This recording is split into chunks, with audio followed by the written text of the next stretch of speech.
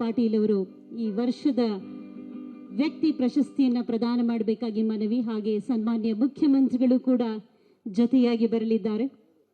ವೇದಿಕೆ ಮೇಲಿರುವಂತಹ ಎಲ್ಲ ಗಣ್ಯಮಾನ್ಯರು ಒಗ್ಗೂಡಿ ವರ್ಷದ ವ್ಯಕ್ತಿಯಾಗಿ ಆಯ್ಕೆಯಾಗಿರುವಂತಹ ನಮ್ಮೆಲ್ಲರ ಅಚ್ಚುಮೆಚ್ಚಿನ ಉಪಮುಖ್ಯಮಂತ್ರಿಗಳಾದ ಸನ್ಮಾನ್ಯ ಶ್ರೀ ಡಿ.ಕೆ. ಶಿವಕುಮಾರ್ ಅವರಿಗೆ ವರ್ಷದ ವ್ಯಕ್ತಿ ಪ್ರಶಸ್ತಿಯನ್ನು ಪ್ರದಾನ ಮಾಡಲಾಗ್ತಾ ಇದೆ.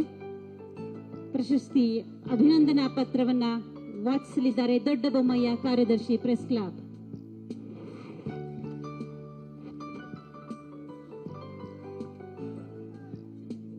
ಶ್ರೀಯುತ ಡಿ.ಕೆ. ಶಿವಕುಮಾರ್ ಅವರು ಕರ್ನಾಟಕ ರಾಜ್ಯ ರಾಜಕಾರಣದಲ್ಲಿ ಜನಜನಿತವಾದ ಹೆಸರು.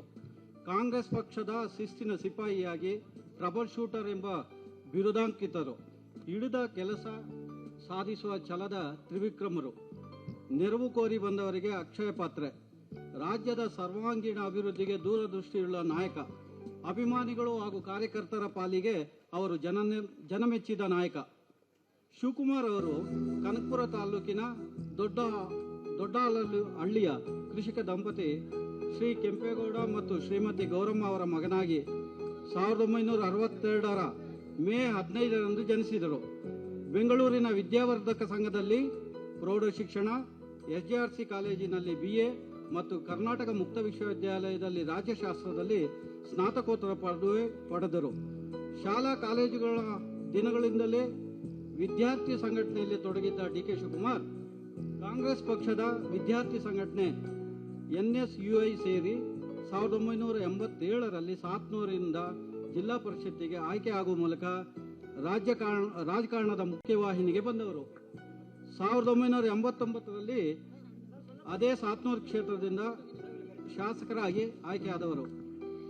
2020ರಲ್ಲಿ ಕೆಪಿಸಿಸಿ ಅಧ್ಯಕ್ಷರಾಗಿ ಆಯ್ಕೆಯಾದ ಆ ಕ್ಷಣದಿಂದ ಇಡೀ ರಾಜ್ಯದಲ್ಲಿ ಸಂಚರಿಸಿ ಪಕ್ಷ ಸಂಘಟನೆ ಮಾಡಿದ ನಿಸ್ಸೀಮ ಸನ್ಮಾನ್ಯ ಶ್ರೀ ಡಿ.ಕೆ. ಶಿವಕುಮಾರ್ ಕೋವಿಡ್ ಸಾಂಕ್ರಾಮಿಕದ ಸಮಯದಲ್ಲೂ ಮನೆಯಲ್ಲಿ ಕೂರಲಿಲ್ಲ, ಪಕ್ಷದ ಯಾರನ್ನೂ ಕೂರಲೂ ಬಿಡಲಿಲ್ಲ. ಅವರ ನಿರಂತರ ಪರಿಶ್ರಮ ತಂತ್ರಗಾರಿಕೆ ಪಕ್ಷ ಸಂಘಟನೆಗೆ ಭದ್ರ ಬುನಾದಿಯಾಯಿತು.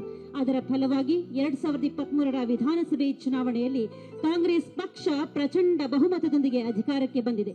ಬಹುಮತ ಪಡೆದ ಮರುಕ್ಷಣ ಡಿ.ಕೆ. ಶಿವಕುಮಾರ್ ಅವರು ಆನಂದ ಬಾಷ್ಪದೊಂದಿಗೆ ಇದು ಟೀಮ್ ವರ್ಕ್, ಎಲ್ಲರಿಗೂ ಸಂದ ಜಯ ಎಂದಾಗ ಗಡುಸಾಗಿ ಕಾಣುವ ಡಿ.ಕೆ. ಅವರ ಒಳಗಿನ ಸೌಮ್ಯ ಸ್ವಭಾವವು ಪ್ರಕಟಗೊಂಡಿತ್ತು. ಆ ಕ್ಷಣ ಬಂಡೆಯಂತಹ ಡಿ.ಕೆ. ಎಲ್ಲರಿಗೂ ಆತ್ಮೀಯ ಅಣ್ಣನಂತೆ ಶಿವಣ್ಣನಾಗಿ ಕಂಡಿದ್ದು ನಿಜ. ಚುನಾವಣೆಗೂ ಮುನ್ನ ಪ್ರಣಾಳಿಕೆಯಲ್ಲಿ ಘೋಷಿಸಿದ್ದ 5 ಗ್ಯಾರಂಟಿಗಳನ್ನು ಜಾರಿಗೊಳಿಸುವ ಮೂಲಕ ಕಾಂಗ್ರೆಸ್ ಸರ್ಕಾರ ನುಡಿದಂತೆ ನಡೆದುಕೊಂಡಿದೆ. ಆ ಶ್ರೇಯ ಮುಖ್ಯಮಂತ್ರಿ ಸಿದ್ದರಾಮಯ್ಯ ಹಾಗೂ ಉಪಮುಖ್ಯಮಂತ್ರಿ ಡಿ.ಕೆ. ಶಿವಕುಮಾರ್ ಇಬ್ಬರಿಗೂ ಸಲ್ಲಬೇಕು. ಇದೀಗ ಡಿ.ಕೆ. ಶಿವಕುಮಾರ್ ಅವರು ಬೆಂಗಳೂರು ನಗರಾಭಿವೃದ್ಧಿ ಹಾಗೂ ಜಲಸಂಪನ್ಮೂಲ ಸಚಿವರಾಗಿ ಜವಾಬ್ದಾರಿ ವಹಿಸಿಕೊಂಡಿದ್ದಾರೆ. ಬೆಂಗಳೂರನ್ನು ವಿಶ್ವ ದರ್ಜೆಯ ನಗರವಾಗಿ ಪರಿವರ್ತಿಸಲು ಬ್ರ್ಯಾಂಡ್ ಬೆಂಗಳೂರು ಪರಿಕಲ್ಪನೆಯಲ್ಲಿ ಕಾರ್ಯೋನ್ಮುಖರಾಗಿದ್ದಾರೆ. ಡಿ.ಕೆ. ಶಿವಕುಮಾರ್ ತಮ್ಮ ಡಿಕೆಎಸ್ ಚಾರಿಟಬಲ್ ಟ್ರಸ್ಟ್ ಮೂಲಕ ಅಸಂಖ್ಯ ಬಡ ಜನರಿಗೆ ನೆರವು ನೀಡುತ್ತಿರುವುದು ಈವರೆಗೆ ಅವರು ಎಲ್ಲಿಯೂ ಹೇಳಿಕೊಂಡಿಲ್ಲ. ಆದರೆ ಅವರಿಂದ ಶಿಕ್ಷಣಕ್ಕಾಗಿ, ಆರೋಗ್ಯಕ್ಕಾಗಿ, ಮನೆ ಮದುವೆಗಳಿಗಾಗಿ ನೆರವು ಪಡೆದ ಮಂದಿ ಮಾತ್ರ ಅವರನ್ನು ನಿತ್ಯವೂ ಸ್ಮರಿಸುತ್ತಾರೆ. ಹುಟ್ಟಿನಿಂದ ಕೃಷಿಕರಾಗಿ ಅನುಕ್ಷಣದ ಸುದ್ದಿಗಳಿಗಾಗಿ ವಿಸ್ತಾರ ನ್ಯೂಸ್ ಯೂಟ್ಯೂಬ್ ಚಾನೆಲ್ ಸಬ್ಸ್ಕ್ರೈಬ್ ಮಾಡಿ.